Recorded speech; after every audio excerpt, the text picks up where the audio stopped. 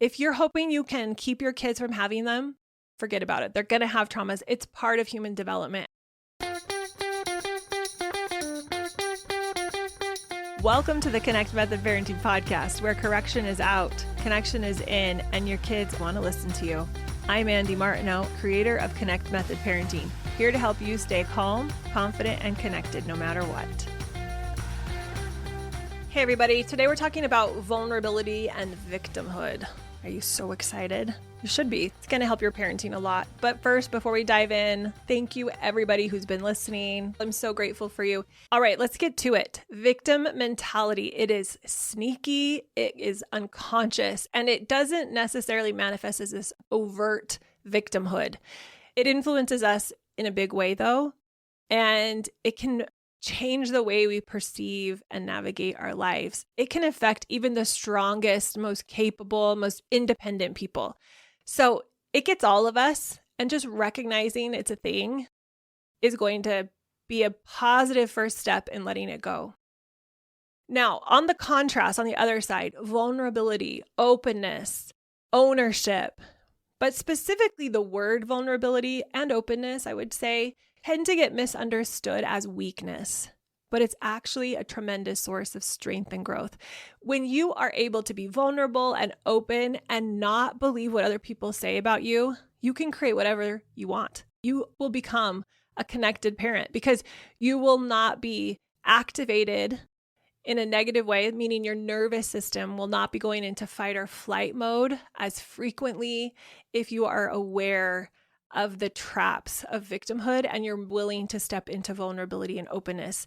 It takes courage to embrace vulnerability and openness and to explore the depths of our emotions, to explore the truth of what other people are saying, to look beyond the behavior of our children. We want to do this because it will create meaningful, fulfilling lives. Victim mentality, it's going to seep into our parenting and influence how we raise our children if we're not careful. It can manifest as blaming external factors or situations outside of us for our parenting challenges. So an example of this might look like us blaming our lack of time for not being able to have good quality moments with our kids and finding lots of excuses for why we don't have the relationships we want with our kids. Recognizing this mindset allows us to take full ownership of our choices and stop making excuses. On the other hand, embracing vulnerability and openness and having ownership in our parenting journey, it's going to foster deeper connections with our kids. We're not going to be blaming or coming up with excuses why things aren't working. It really means acknowledging our imperfections and being open to growth, really seeing everything as an opportunity for growth. When we're willing to have difficult conversations with people, admit our mistakes, feel our emotions, and be safe doing all of that, even though it might expose some of our flaws or our weaknesses, we can create whatever we want. We can stay calm and connected no matter what shenanigans our kids are doing. Vulnerability, openness, ownership, it's not about avoiding challenges or shielding ourselves from the ups and downs of lives or our kids' tantrums. It's about becoming so resilient and so strong and so mature in our emotional well-being that nothing our kids do will throw us for a loop. And the cool thing about this is when we are modeling this and actively nurturing this inside of ourselves, our kids see that and it models it for them, and we are more capable to help them. So as parents, we're going to play a vital role in helping our children create this healthy mindset. The victim mentality can often be elusive. It can creep into our lives without us even realizing it. So that's why throughout this podcast today, I'm going to give lots of examples so you can see how you might be missing it in broad daylight. I do also want to acknowledge that for a lot of us, I would say all humans, whether it's a big trauma or a little trauma, and when I say that, capital T trauma, lowercase t trauma, there are different levels of intensity of traumas, but our nervous system will create a trauma. You could call it a trigger, program, a belief in our subconscious brain to try to protect us from a perceived danger. One of the ways our nervous system tries to protect us against dangerous situations is to perceive ourselves as the victim. When our body gets into a situation that, for whatever reason, feels dangerous to our nervous system, it is going to label that as something to be careful of, to protect ourselves against. And you could classify that as a trauma. So we all have them. If you're hoping you can keep your kids from having them, forget about it. They're going to have traumas. It's part of human development. And then we work through them and move forward. So everyone is going to have a time where you have felt like a victim. A lot of these stem from our childhood, and this is normal. Recognizing that this is normal, it happens, it's our nervous system's way to protect us, is going to help us not make it personal, not feel bad about it. We are going to have situations because of our nervous system considering something as a dangerous situation or trauma, us feeling like a victim to it, that will create triggers or ways that our body is trying to protect ourselves from the perceived danger. This could look like defensiveness, blaming, all of these things, not being patient. Those are attributes or behaviors that are associated with us when we're in victimhood. So this is what all of us are dealing with.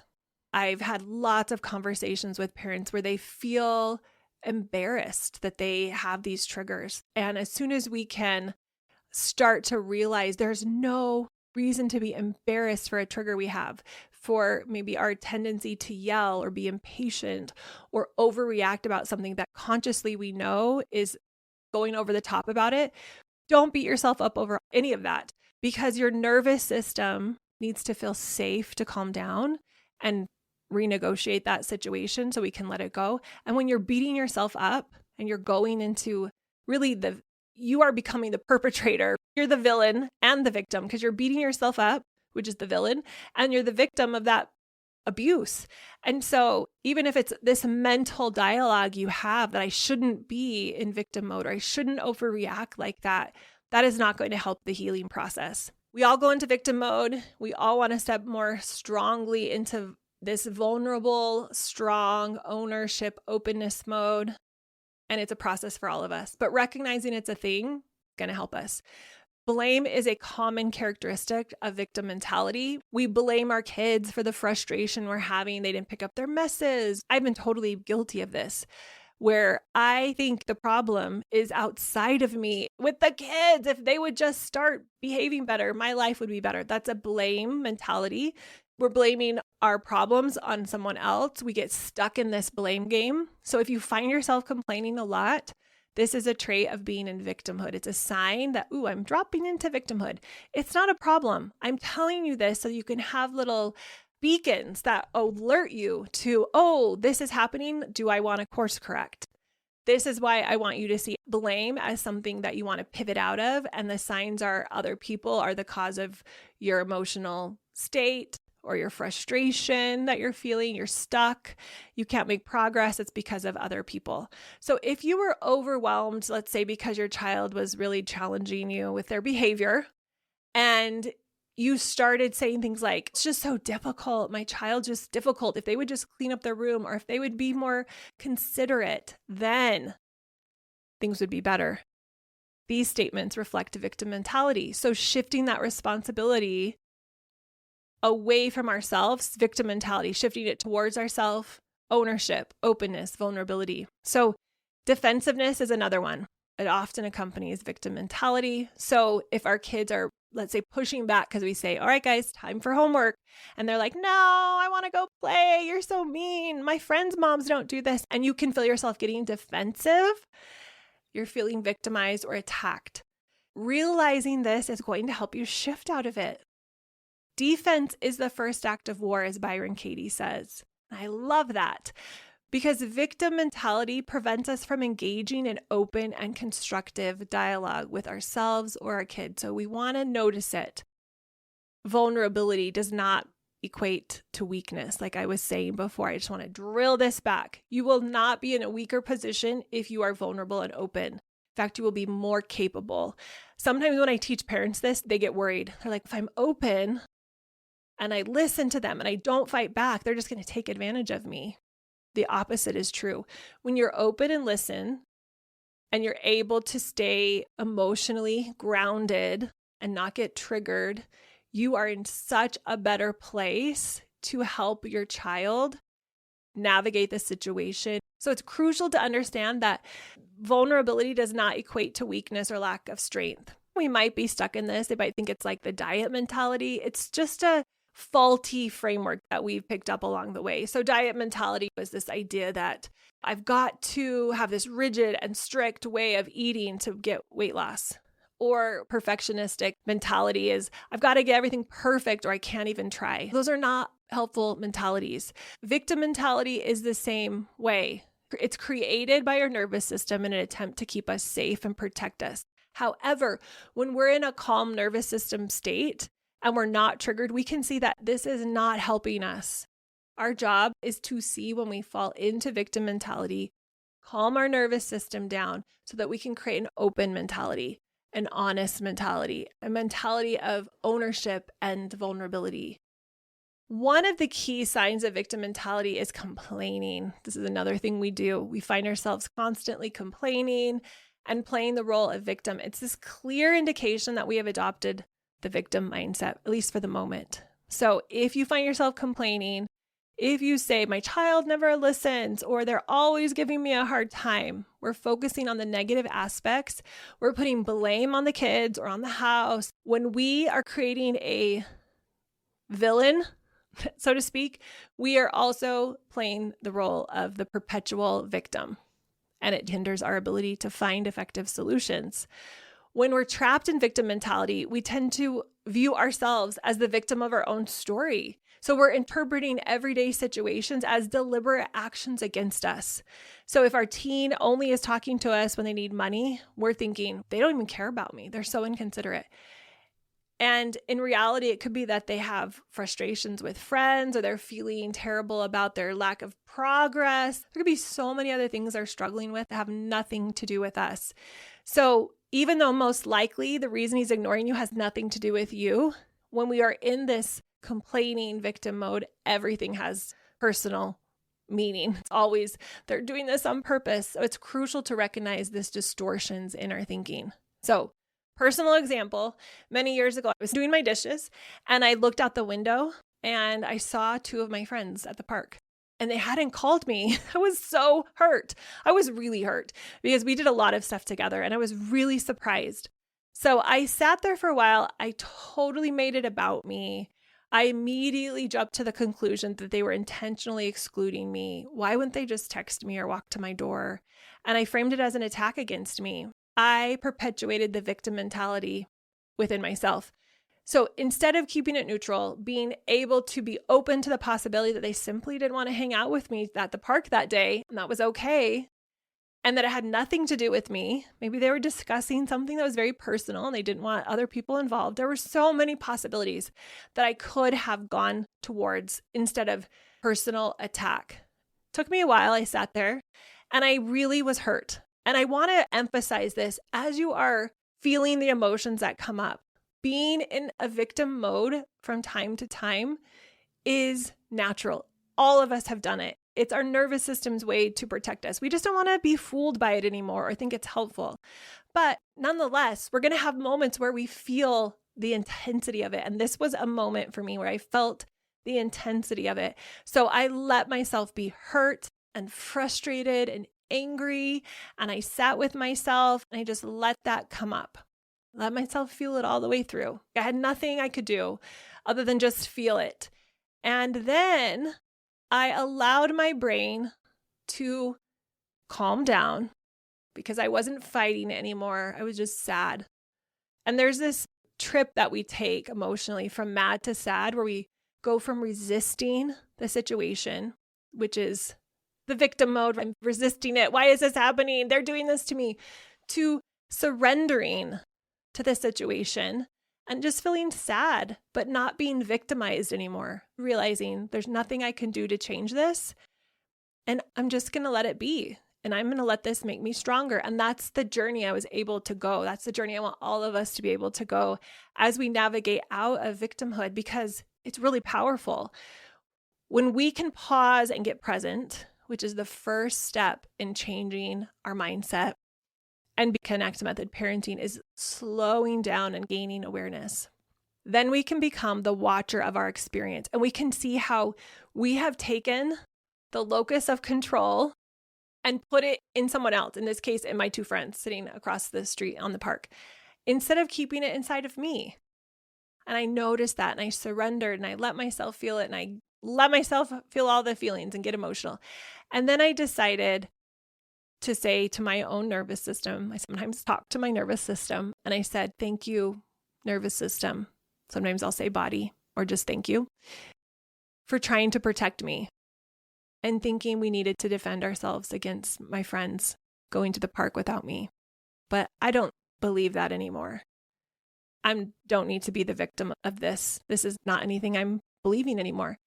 I was able to explore a different perspective and engage in this open dialogue with myself and transition out of it. And this is one of the ways we can get out of victim mentality, is to realize that our nervous system is trying to protect us. We're going to slip into it. We notice the thoughts. We notice when we're blaming, when we're complaining, when we're getting defensive, and we don't play the game anymore. We don't stay stuck. So let's say your child decided to lie to you about their homework. They're like, yeah, I'm done, Mom. And they went out and played. And then you went and checked their homework and they hadn't done anything. The victim mentality would be us stepping into thinking they had done this intentionally, they're deceiving us, we're frustrated because they're not telling the truth, versus when we step into ownership and vulnerability, it's, okay, let me consider why they might have lied to me, why they decided to go play when they knew their homework wasn't done, what might be happening inside of them. Let me believe they're doing their best right now. Let me keep my nervous system calm and not activated, because this has nothing to do with me. It just has to do with something going on with them. And the best way I can figure out what's going on for them is by me staying calm and connected and in a place of openness, vulnerability, and ownership. There might be some things that I need to confront with myself of how I've contributed to him thinking lying was the solution. I want to look at those things. I want to look at what's going on in his life. I want to be able to explore it all. And shifting out of victimhood, blaming, shaming, shouldn't happen, to this is fine, it happened. Information, let's move forward. That's ownership. That's vulnerability. That is when we get to create incredible connection. A lot of us, we just like this victim mentality. I wouldn't say we like it, like we crave it, but it's something we become so familiar with that it's become part of who we are. So we fall into the victim mindset. We think that we need to have someone else be responsible for our challenges. It's all subconscious. So another story, I'm just going to lay all my stuff out there. When COVID hit, my girls started making cookie dough almost every day. And I just decided I'm eating cookie dough every day. I'm going to sit on the couch and watch shows with them and play games. We didn't go out very many places. It was in some ways a really beautiful time as far as family connection. However, my body took a toll. I started gaining weight and I definitely wasn't as in shape. And I had a lot of excuses. I was in a very victim mindset around it. It was because it was COVID and I couldn't go out and the girls were eating cookie dough and I was bored and I wanted to eat cookie dough with them. It was a bonding experience. I had all my reasons. Once COVID was over, I did not like the number on the scale. And more even than that, I didn't like my lack of commitment to my physical health. Eventually, it took me a while because I floundered in the victimhood for a while. But eventually I hired a health coach. I was inspired because my younger sister started working with a health coach and making mad progress on her health. And I thought, I want that for me too. I'm going to stop being a victim. So I hired the same health coach and he laid everything out for me I could possibly want. And 4 months later, I'm on a call with him and I catch myself telling him all of the reasons this program is not working for me. I hadn't really lost any weight, but I also hadn't followed any of his plans. I wasn't exercising like he asked me to consistently. I wasn't addressing my mindset. I wasn't fixing my food. And I remember saying, I'm so mad. This isn't working for me. I don't think it's going to work. And that's when he helped me see what a victim I was being, because I really hadn't changed anything. I was living from this place of entitlement, which we get in victimhood too, of this should change. And I don't know who should do it, but it should change right now because I need this to change. But I'm not doing the work because it's somebody else's fault. I just need to take some supplements for my hormones or whatever. I have bought those silly weight loss pills before, and it's just another way of trying to shortcut stepping into honesty and openness and vulnerability and ownership. This call I had with him about 4 months in was when I realized, oh, I'm being a victim. It took me 4 months in the program, and now I'm doing it. I'm in the middle of it, and it feels so good. And it's really fun to see my brain have some little tantrums around this new area that I haven't worked on very hard for a while. I've worked really hard with parenting. I've worked really hard with my relationship with my husband. I've worked really hard in a lot of areas of my life, but I haven't worked hard in fitness for a long time. And so it's a new place for my brain to grow and develop. So if you are sitting here thinking, Andy, I am so on top of it with my career, I don't go into victimhood. Yeah, because you've practiced it there intentionally. But with parenting, it might still be a struggle. For a lot of people, it is very easy to blame the kids' behavior, to blame the state of the house, to blame a lot of things for why things aren't working out. And I'm challenging you today.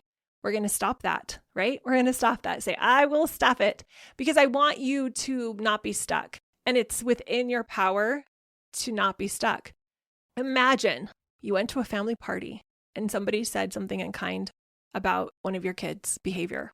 A lot of moms who come in and start working with me, they're petrified about getting negative comments from other people about their kids' behavior. So let's just say that that's what happens. And you really are hurt and you start defending and you can feel yourself going into victimhood. You might want to talk to your partner and say, oh my gosh, this person is so rude. Or you might be coming down really hard on yourself and start victimizing yourself, beating yourself up where you're the victim and the perpetrator all at once, or the victim and the villain all at once. That would be pretty typical. However, let's contrast that with what that would look like if you stepped into a state of open vulnerability where you were really owning yourself. You could consciously choose to not turn control over to that other person. This is extreme openness and ownership. It sounds like that other person probably didn't have your best interest in mind, so we don't want to let them influence how we feel. I call this giving them control over your emotional state. You could acknowledge what they said. Maybe you could say, oh, that's super interesting, or thanks for sharing, or thank you, or whatever variation, just a very simple acknowledgement. Maybe what they said, there's truth in it. Maybe there's nothing that's truthful about what they said, but you don't need to go in with it around this topic with them right there, because that doesn't serve either of you. You can decide, I'm not going to start spinning on that and let what he says consume me for the rest of the night. I'm not going to let what he just said dictate how I feel, and just let it go. A few years ago, I posted something on Facebook about parenting, and it was something about, I need to go back and find the exact post, but it was something about how punitive consequences don't work. And a friend of mine, I thought we were dear friends. Actually, I think in her mind, she was being a dear friend by commenting like this. Anyway, she started posting really, what I would have said at the time were rude and unkind things. And it was above and beyond, I don't agree with you. It was questioning who I was. It was saying, if you don't believe in punishments and you don't believe in God, it was really crazy.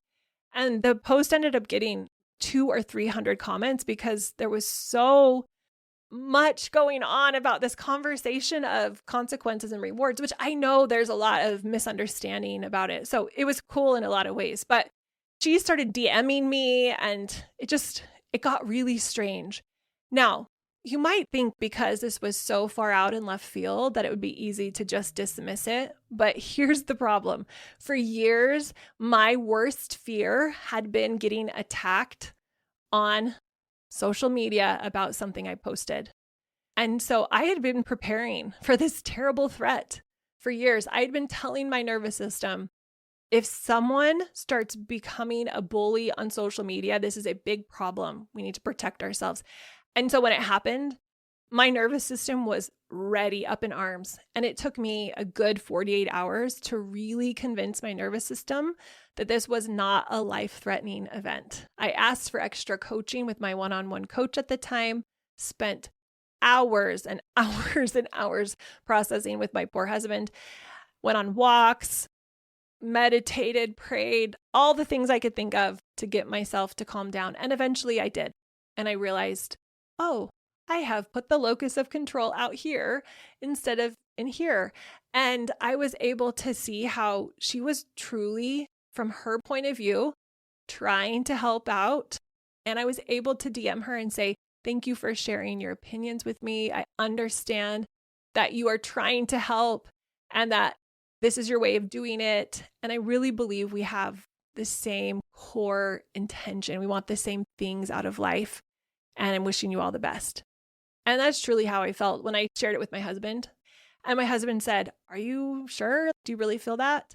And I was really in a place where I had stepped into openness and vulnerability and ownership. And I felt that. I didn't have any hard feelings.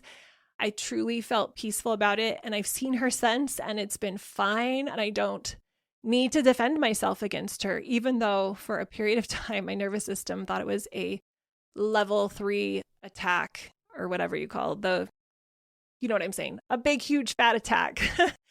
That's what it thought. So the key to avoiding victim mentality is being open, being vulnerable, realizing nobody can say anything to us that will damage us. We're whole, complete, worthy. And whatever comes out of their mouth, that just has to do with them, not us. And the reason I know that we're whole and complete and worthy is because I believe that just by being born here, we are full of worth. We don't need to earn our worth or our lovability.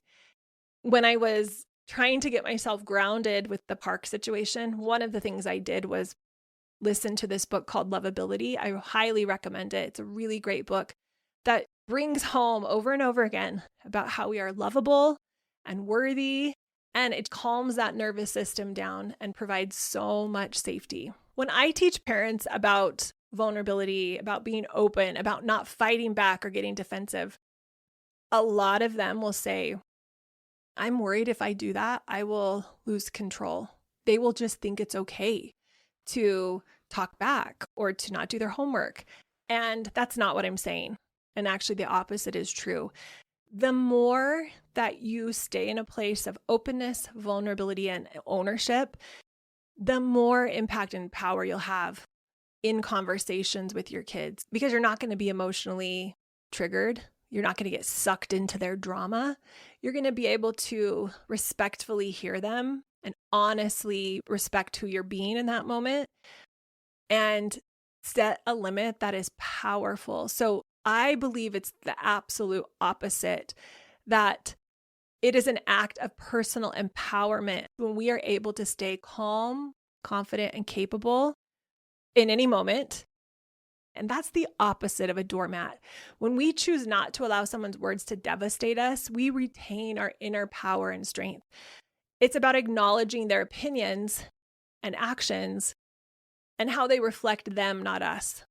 So if our kid's giving us a big attitude when we say TV needs to be turned off, instead of reacting with defensiveness, instead of getting stuck in the tug of war and becoming a victim to their complaining, by calmly acknowledging their opinion and reminding ourselves that it's simply their opinion, it's totally fine. They don't want the TV to turn off. And we get to stay in our place of emotional stability and set that limit. Responding in this way shifts the whole experience, and it prevents us from descending into victimhood. We can set a connective limit and stay calm and confident no matter what. This is everything. Our emotional reactions are influenced by whether or not we believe the comments or opinions being shared with us or directed towards us. When someone makes a comment that aligns with our own insecurities or self-doubts, it's going to have a stronger impact on our emotional state. Recognizing this connection allows us to navigate situations with a lot more awareness and resilience. So let's say you're walking down the street, you're sporting your backpack, and someone comes up to you, point blank, looks you in the eyes and says, "I hate your purse. It's terrible." But you aren't wearing a purse, you're wearing a backpack. There would be no truth to what they were saying. And most likely, you wouldn't be deeply affected or take it personally because you literally don't have a purse. You're wearing a backpack. This is because there's no alignment to insecurities or self-doubt. It's not like you're wearing a purse and you're a little nervous, you're not sure you like it, and somebody comes up to you and says, "I hate that purse." Then you might get sucked into their comment because you already were conflicted about the purse. You weren't sure. But if you're wearing a backpack and someone says, "I hate your purse," there's this disconnect. There's nothing about what they're saying that resonates with your reality. And so that comment is not going to have an impact on you. I want to call this out because understanding this distinction helps you maintain your emotional well-being and keeps you from slipping into victimhood. Because if someone said, "I hate your taste in music," or "You're a terrible cook," or "You're no good at running," and you felt yourself getting defensive, I want you to realize, oh, that's because there's part of me that believes them, or I have a self-doubt about that. So if your child says to you, "I hate you, Mom," I want you to be vulnerable and not feel like you have to defend yourself. Do some introspection and honestly look at how I might be contributing to this relationship not being great, which is really good. We all always are contributing to the results we're getting in our life in some way. So we want to be honest and reflect on that, but we don't want to feel like we have to prove to them that, no, I have been doing everything I possibly could to make this relationship great. If we go into defensive mode and we need to defend against their comment, it's because there's part of us that believes it's true. But when we are defending against their comment, we're not going to see the truth. We're not going to be able to discover or grow. So if you're getting defensive, that means there's something to explore. That means there's some part of you that is doubting yourself, and you want to go in there and inspect. Don't try to prove that it's not true. If you have to prove that it's not true, you don't totally believe it yourself. Many years ago, I had someone sit me down in a public place and for 2 or 3 hours tell me all of the things that they didn't like about me, that I had done wrong, and I was shocked. I was thrown off guard and I fell into victimhood. She sat across the table from me and named all of these things. I could feel myself getting defensive. I thought, how could she do this to me? What is she saying? Why is she saying these things? She's so mean. And I went from defensive to blaming her. I was self-loathing. I would start believing the truth of what she was saying. I would get mad at her, upset, judged her for being unkind, on and on, this emotional roller coaster, as you can imagine, for 2 hours. And I was trying to be on my best behavior because we were in a public place, but inside I was just being torn up. My nervous system felt attacked. And the only way out of it that I felt was possible at the moment was to protect myself and to prove to her how wrong she was. That did not work. When we are in victimhood and we're trying to prove to someone, hey, this is not right. First of all, we're needing to defend something that we think might be true about ourselves. So there's that aspect. But also that person is in victimhood too, and they're blaming us for their problems. We are not going to be able to disprove their theories by giving them evidence in the contrary. Their brain's just not going to accept it. So this is where I was. After the fact, not in the moment, it was very difficult in the moment, but after the fact, I started asking myself why what she was saying was bothering me so much. If it wasn't true, why was it bothering me so much? Or if I thought it was true, what could I do to improve that part of me? A few days later, I really dove into this question of how could this be true? Where is the truth in what she's seen? And I looked through the list of things she told me about. And now that my nervous system was calm, I could find truth in almost everything she said. It wasn't that I believed everything she said was true at face value, but I could see how she thought that about me. And I could see how there was part of me that perhaps was showing up that way. Because if someone says you're unkind, you can probably find times where you've been unkind. Or if someone says you're bossy, you could probably find times where you were bossy and there was truth in that. So rather than dismissing what she'd said entirely, I was able to objectively evaluate its validity and use it as an opportunity for personal growth. And it was the moment I finally said to myself, what if it's okay if it's all true? What could I learn from that? How could I become a better person? What if I didn't have to defend myself? What if this was the best learning opportunity ever? Then I was able to start changing myself. I had a lot of things that needed to change and shift. And I had a lot of things that I loved about myself. And I grew so much through this experience. Even though it was hard, it grew me up so much. And I realized the power of not fighting, of not needing to prove myself, of not needing to show I was worthy or kind. So when we don't need to protect ourselves and when we can still be safe, that's when things start to shift. The reality is none of us are perfect humans. I wasn't a perfect human. Some of the things she said were really revealing to me. She wasn't a perfect human. And she had her right to her opinion of me. And you know what? I have my right to my opinion of me. So I could say that's all true without making it mean anything terrible about me. And I could see how she could believe that from her point of view and how that could all be true from her point of view. And I could honor her without needing to push back, get defensive, or go into victim mode. So embracing our imperfections and accepting ourselves fully is part of stepping into openness and ownership and our own power so that we can create something amazing for ourselves, which allows us to create something amazing with our kids. When we acknowledge and accept our flaws, nothing can be used against us because we already know our own truth.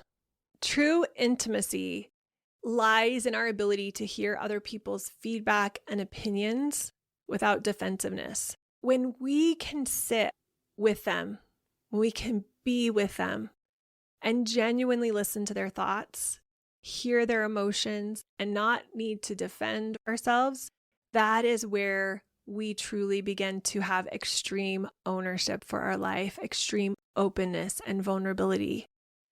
Blame is a mechanism we often use to discharge our pain and discomfort instead of addressing it and processing it. When we are open to experiencing all of the emotions that come up for us, we unlock the true power and are able to overcome any limitations of the victim mentality. Being willing to feel any emotion, it's a game changer. No emotion is too scary or overwhelming if we can approach it with courage. It's about confronting our fears and not trying to avoid discomfort, not trying to make it go away by blaming someone else or defending ourselves. In our parenting journey, it's essential to identify areas where we may be avoiding emotions. Are there conversations we're unwilling to have because we fear the emotions that might come up? And if that's so, why? Who am I blaming? What am I afraid of? By embracing vulnerability and openness and engaging in those honest discussions with ourselves and our kids, we are creating space for growth, understanding, and connection. We start by asking ourselves, when I feel sad, am I blaming someone? Am I blaming myself, the kids, my partner? What things am I not doing and why am I avoiding them? Whether it's anger, sadness, or any other emotion, where is my locus of control? Is it inside of me or outside of me? When you do this, you are taking 100% responsibility for your emotions and you are shifting yourself out of victim mentality and into a place of extreme vulnerability, extreme ownership, extreme openness. Allow yourself to fully experience the emotions and explore the underlying thought patterns that have triggered it. By taking ownership of your emotions, you can respond to the situation with empathy and guide yourself and your children out of victim mode and into extreme vulnerability, openness, and ownership mode. Thank you guys so much for joining me on this episode. This was such a good conversation. We'll talk to you next time. Bye.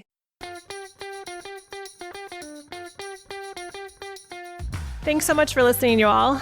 If you are ready to learn more about Connect Method Parenting, if you've been listening to the podcast and you think, ooh, I'd love to be able to implement this in my life and with my parenting more, then check out Pivot. It's my 8-week program where we deep dive into learning and implementing Connect Method Parenting so that you can take this information and transform your parenting journey. Head over to connectmethodparenting.com to find out when the next group starts.